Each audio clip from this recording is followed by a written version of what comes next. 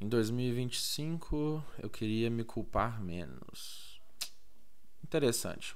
Bom, vamos lá. Eu acho que eu já cheguei a falar em algum vídeo passado a respeito dessa ideia do sentimento de culpa, né? Salvo engano, eu trouxe algumas das questões que justificam a existência da culpa, no sentido ali mais histórico, evolutivo, enfim. E também trouxe algo que pode ser feito a partir dela, que é sempre a oportunidade de aprendizado e de fazer diferente no futuro. Acho que eu já entrei nessa ideia. Mas eu queria trazer nesse vídeo algo inédito e também eu acho que é fenomenal, que é uma ideia voltada para uma outra vertente dessa leitura em relação à culpa. Justamente porque muitas vezes esse sentimento de culpa ele pode ser evitado eventualmente quando a gente compreende algumas coisas.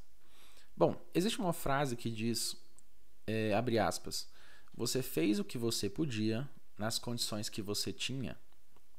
Essa frase ela é muito poderosa quando a gente percebe o real significado que ela tem, justamente porque em muitos casos ao longo da nossa vida, o sentimento de culpa ele pode e provavelmente está sendo causado ou potencializado por essa ideia de que as coisas poderiam ser diferentes, quando que na verdade não poderiam. Essa ideia não está atrelada simplesmente a um fenômeno de se isentar de qualquer grau de responsabilidade. Eu acho que ela está muito mais voltada para a percepção dessa ideia de que os contextos muitas vezes eles eram diferentes, a tua mente era diferente e que essa versão que foi forjada e que a gente conhece hoje sobre nós mesmos, ela só foi possível e ela só existe justamente porque coisas aconteceram nesse processo. E muitas dessas coisas são coisas que são, se hoje vistas desse ponto de vista, são coisas que nos geram algum grau de vergonha, de arrependimento. E esses sentimentos, né, quando a gente faz essa leitura em relação ao passado, eles são naturais justamente porque as nossas versões elas vão mudando. É importante lembrar que, na minha opinião, obviamente, essa ideia de que a gente sente certas vergonhas, certos arrependimentos quando a gente olha para versões nossas no passado, eu acho que existe algo muito nobre em tudo isso.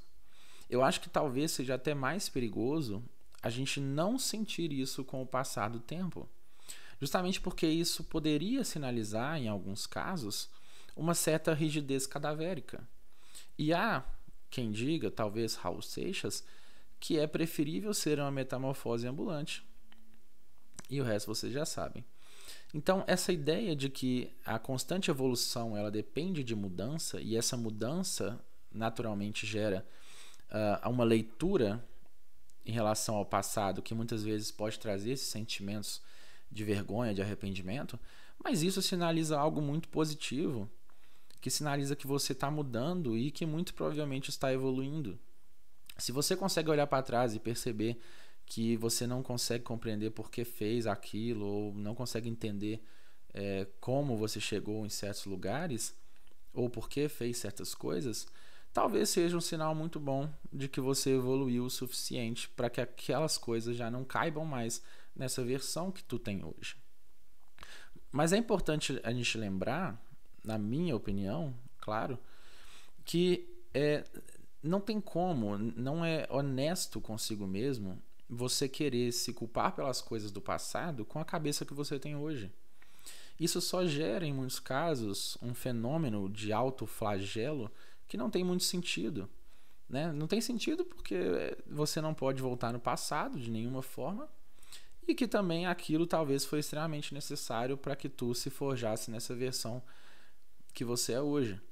Então, às vezes, lembrar dessas ideias de que as coisas foram como foram por conta de vários contextos que aconteceram é nos permitir, de alguma forma, nos perdoar no sentido de não nos culparmos, de não sentir vergonha de algum jeito de forma constante.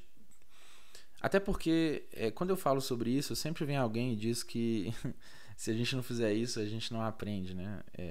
Enfim, é claro que eu fiz um vídeo falando sobre o poder que o erro tem, né, no sentido de caráter didático.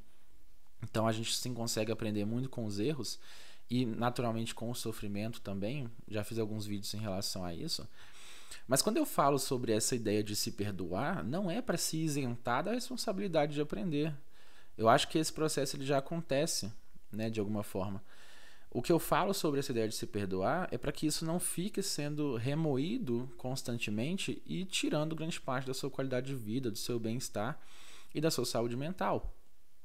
Então, saber respeitar o tempo de sofrimento é algo que precisa existir. A gente sabe quais são os valores reais do sofrimento na vida do ser humano, mas além disso, o que passa, o que se prolonga e o que acaba voltando pode ser algo que traga muito sofrimento e muitos prejuízos para a vida, né?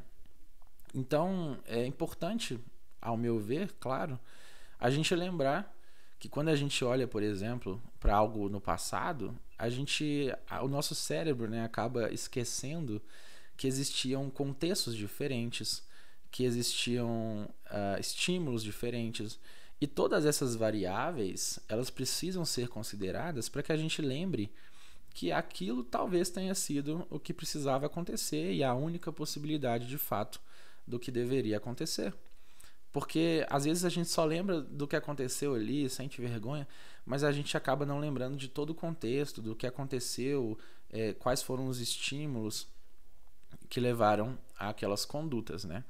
Então, nesse sentido, a gente talvez, de alguma forma, possa ser menos durões conosco mesmo e a gente possa, de alguma forma, compreender que as coisas, elas tinham que ser exatamente aquilo e que não tinha como ser diferente.